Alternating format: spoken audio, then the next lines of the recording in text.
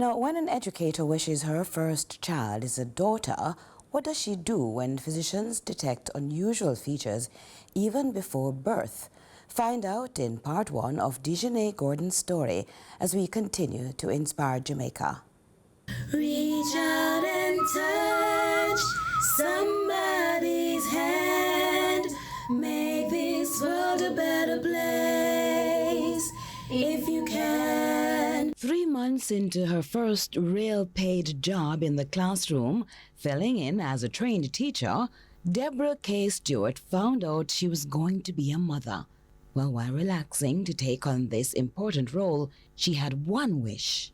And of course, when I was told that I am pregnant, I said, God, I hope it's a girl. 11 years later, Dejanay is just a fantastic child. I am so blessed to be her mom. People always asking me, why is it that you take pleasure dressing her up like this? I tell them that she's my gift, and of course, she enjoys every moment of it. And as a mom of a child with special need, I always tell my mommy that, mommy, when she goes out, if they don't know that she has a need, then they will not know, because I'm not going to send her out there because first impression lasts. And at all times, I don't let her feel left out. Not because she has a child disability. Person will not say, okay, her mommy dressed her up like this because of her disability. No, she's going to be that popping child.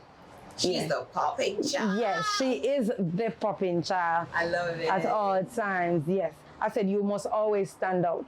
My name is Dejanay Gordon, and a little about myself is that I am physically challenged, so I can't walk very long because I have a hip problem.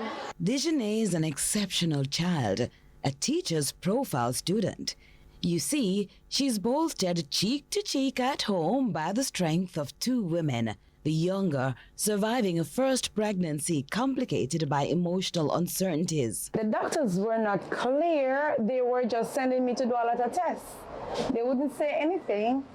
But then there are some days when I go to clinic, they would say the baby's not moving. Some days they were wondering if I was even pregnant, because some days, no movement. And of course, sometimes she will just keep moving. So like for a month when I go to clinic, there's no movement. They have to be having me there for hours trying to figure out what is going on in my tummy.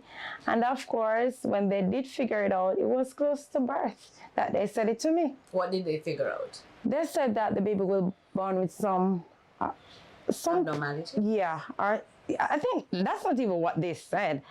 They were just describing what she would look like when I give birth.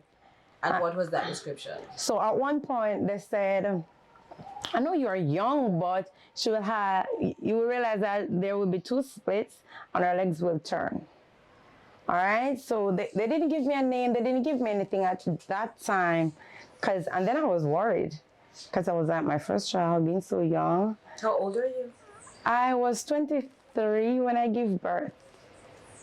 Yeah, I was 23. So you were naturally worried. Yes. Wow, what did you what did you discuss this with your mom? Well, my mom is a praying woman, so she's always praying. She just said, don't worry about stuff. You will be fine.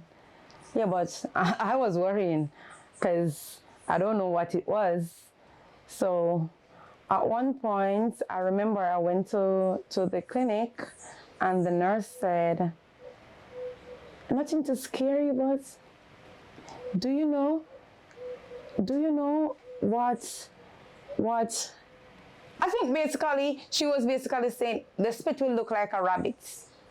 And I was like, a rabbit? That was scary at the moment. And then she said, no, I'm just explaining. Don't be surprised. No, don't be scared. All right?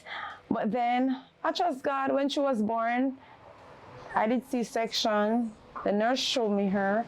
And of course, I said, was it a girl? She said, yes. I said, okay.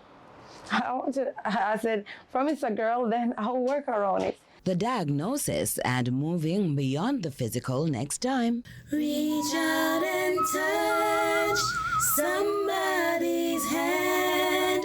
Make this world a better place if you can.